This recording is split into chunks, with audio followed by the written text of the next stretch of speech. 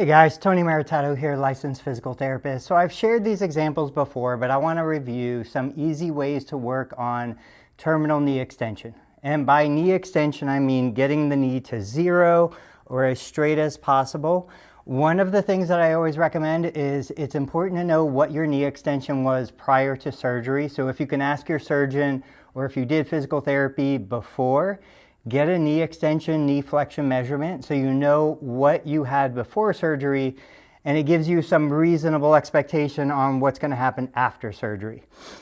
A couple options for it. The easiest, just sit and prop. This is called a heel prop. I've got two chairs. They're equal size, equal height.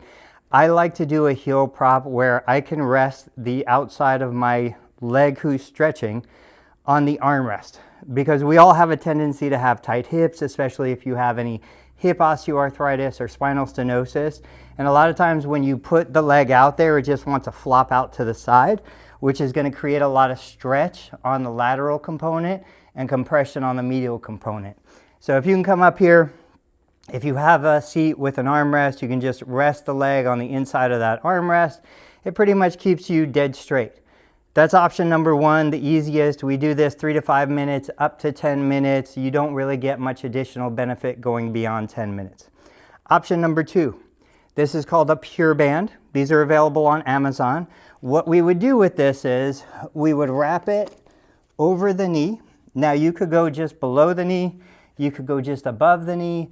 Most people, the lower you go, the greater the leverage, the more intense the stretch.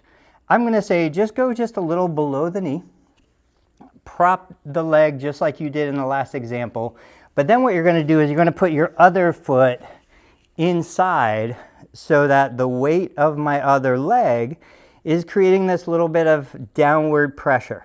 It's just like what your therapist would do if they were giving you a posterior glide of the tibia relative to the femur, but it's an easy, comfortable way to apply pressure. I can relax the pressure, I can add the pressure, I can change the position. So it might be more comfortable higher above the incision if you have a sensitive incision. Some patients will say they prefer this. Some patients would rather it be down lower on the shin. Either way, you're looking for the level of intensity that is tolerable, but a little bit uncomfortable. It does not have to be straight up painful. Once you hit the point of pain, your muscles are going to tighten, you're going to resist this force, it's not going to give you any benefit. The other version, the third version, that's pretty easy. Most people have some form of a dumbbell laying around the house. You could hold it vertical, you can lay it horizontal. This tends to be a little bit easier to manage. And so if I keep it high in the hip, I have virtually no pressure pushing me down into extension. As I roll the dumbbell down, I'm getting two things. One is I'm getting pressure closer to the knee. So it's giving me a little more of that extension force. The other thing though is I'm getting pressure on the quad. So the quadriceps muscle is 4 big muscles. They're knee extensor muscles. If you had a surgery that had a tourniquet use, you're gonna have bruising, you're gonna have soreness. A lot of patients will say using a dumbbell like this to kind of roll up and down along that sore quad is a great way to just get a little bit of massage on the quad. It spreads the tissues, it moves the fluid. There's a lot of benefits to it. If it's uncomfortable, if it's painful, you don't have to do it. There are other options to get the same benefit, but a lot of people like that kind of pressure through the soft tissue. You've seen us do it with a rolling pin. You know what? Let's do a bonus option. So we always have a rolling pin, regular kitchen rolling pin. This is a Baker's 5-pound rolling pin. We always have one of these somewhere within reach because we treat so many patients after a total knee replacement. And the rolling pin is a great option to do the same thing. You're massaging the quad, the thigh. You're applying downward pressure, which is going to improve extension. You're spreading the connective tissue, you're facilitating fluid exchange, you're looking for any sensitive areas within the thigh muscle.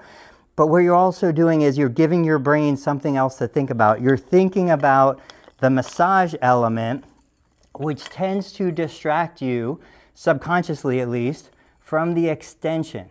And so this is a great one, 3 to 5 minutes, 2-3 times a day. You can apply as much or as little pressure as you want. It's really based on your level of comfort.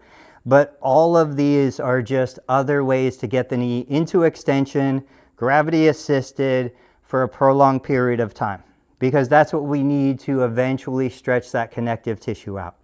Guys, I hope these tips were helpful. Let me know what you did to increase your knee extension. Share it in the comments and maybe it'll help some of the other people that are watching this video.